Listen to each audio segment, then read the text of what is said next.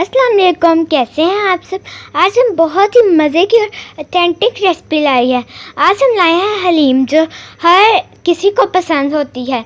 आप इसे कभी भी बना सकते हैं। आप इसे मेहमानों के लिए या अपने घर में भी बना सकते हैं। ये हमेशा बहुत ही अच्छी बनेगी। मसूर की दाल, मूंग की दाल और माश की दाल हमने लिया है 3 टेबलस्पून, और चावल भी हमने 3 टेबलस्पून ही लिए हैं। इन सारी दालों को हम एक बोल में डाल के इन्हें अच्छे से धो लेंगे और इन्हें भिगो के रख देंगे। चने की दाल हमने 1 कप ली है और उसे भी हमने 3 से 4 घंटे से भिगो के रखा हुआ है। गंदम का दलिया लिया है हमने 1.5 कप। आप चाहें तो आप साबुत गंदम भी यूज़ कर सकते हैं। हमने इसे 6 घंटे से भिगोया हुआ है। दालें और चावल जो हमने वॉश की थी, उन्हें हमने ज़्यादा देर के लिए नहीं पकाना, बस हमने ऐसे ही डाल देना है। अब हम इसको पकाने के लिए इसे प्रेशर कुकर में डालेंगे। अब हम इसमें डालेंगे दलिया।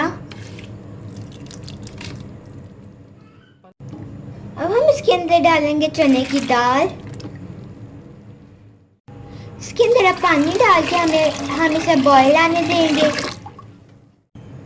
दाल हमारे उबलने के करीब है। अब हम इसके अंदर डालेंगे नमक 1 टेबलस्पून। नमक आप अपने हिसाब से कम या ज़्यादा कर सकते हैं।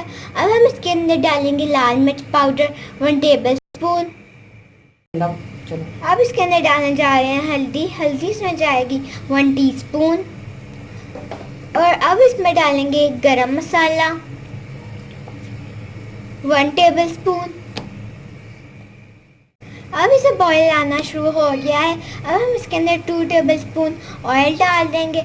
ऑयल हम इसलिए डालते हैं क्योंकि जब हम दालें वगैरह बना रहे होते हैं तो उसकी झाग बन के ऊपर आ जाती है, तो कुकर आपका सही से काम नहीं करता। ये देखिए, इसमें झाग बन रही है लेकिन ऊपर नहीं आ रही ऑयल की वजह से।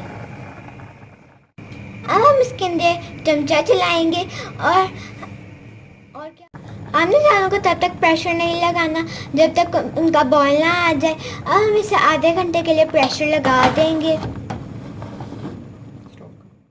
हमारी दालें पक रही हैं। जब तक हमारी दालें पक रही हैं तब तक हम गोश्त की तैयारी कर लेते हैं। इसलिए सबसे पहले हमने लिया है ऑयल 1.5 कप और उसे गर्म कर लिया है।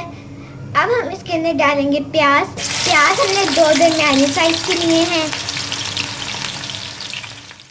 प्याज को हमने इतना फ्राई करना है कि उसका कलर चेंज हो जाए।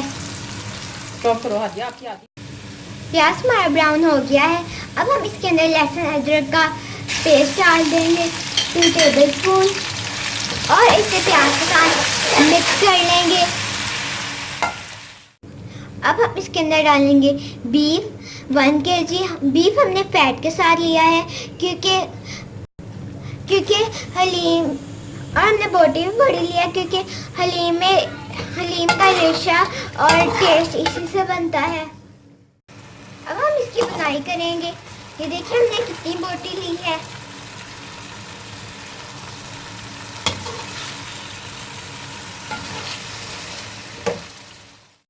सबसे पहले हम लेंगे हल्दी 1 टीस्पून। उसके बाद हम लेंगे पिसा हुआ सूखा धनिया 2 टेबलस्पून, नमक हस्बे जायका, ज़ीरा 1 टेबलस्पून, काली मिर्च 1 टेबलस्पून, गरम मसाला 1 टेबलस्पून, लाल मिर्च पाउडर 1 टेबलस्पून।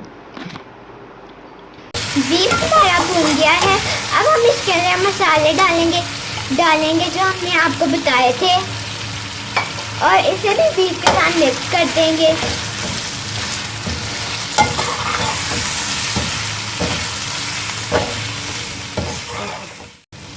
मसाला भी अच्छे से भुन गया है। अब हम इसके अंदर इतना पानी डालेंगे कि ये पक जाए अच्छे से। आप चाहें आधे घंटे बाद हमने प्रेशर खोला है।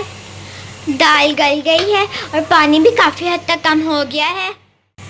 पानी बहुत ज़्यादा नहीं होना चाहिए क्योंकि जब हम इसे घोटेंगे तो अगर ज़्यादा पानी होगा फिर सही से घोटा नहीं जाएगा। अगर आपके पास घोटने वाला है तो आप उससे भी कर सकते हैं, लेकिन इससे भी काफ़ी अच्छा रिज़ल्ट आता है।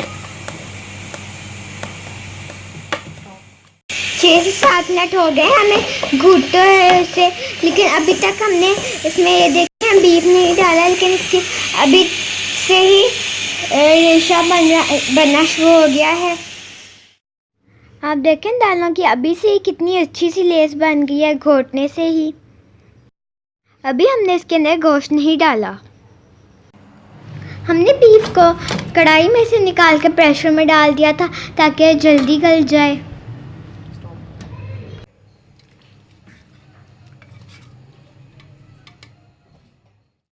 ये जो ऑयल ऊपर एक्स्ट्रा आया हुआ है हम इसे निकाल लेंगे और जब हलीम पक जाएगी तो उसके एंड पे डालेंगे। ऑयल देखें हमने निकाल लिया है, फिर भी आप देखें अभी इसके अंदर थोड़ा सा पानी है क्योंकि हमारी दाल के अंदर ज़्यादा पानी नहीं था, इसलिए हमने बहुत ज़्यादा पानी नहीं निकाला। ऑयल हमने ऊपर से निकाल लिया है। अब हम इसका रेशा कर लेंगे, इससे हलीम का टेक्सचर बहुत अच्छा आता है। 7 से 8 मिनट हो गए हैं हमें इसे घोटते हुए। ये देखिए इसका रेशा बहुत अच्छा सा बना है। आप चाहें तो आप इसे ब्लेंडर में भी कर सकते हैं। आपको जो तरीका आसान लगे आप उससे कर सकते हैं। बीफ का रेशा अच्छे से हो गया है। अब जो हमने दालें उबाल ली थी उनका रेशा किया था वो अब हम इसके अंदर डाल देंगे। दाल हमने सारी डाल दिया। आप देख सकते हैं अभी से दाल कितनी स्टिकी है, लेकिन और जब हम इसको बीफ के साथ मिक्स करेंगे तो और भी अच्छा टेस्ट आएगा। दाल हमारी काफ़ी थिक है, इसलिए हम इसके अंदर थोड़ा सा पानी डालेंगे ताकि अच्छे से मिक्स हो जाए। पानी हमने 1 कप डाला है। अब हम दाल और बीफ को अच्छे से मिक्स कर लेंगे ताकि इनका फ्लेवर अच्छे से बस जाए। पानी मज़ीद हो गए हैं हमें इसे मिक्स करते हुए। ये देख सकते हैं आप, हमें यही रेशा चाहिए था, यही कंसिस्टेंसी चाहिए थी। आप चाहे तो आप और पानी डाल के इसे और पतला कर सकते हैं।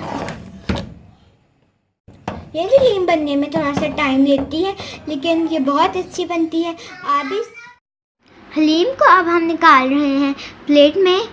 ये देखें कितनी अच्छी हलीम बनी है, कितनी लेस वाली है हलीम बनी है। खुशबू भी बहुत अच्छी आ रही है।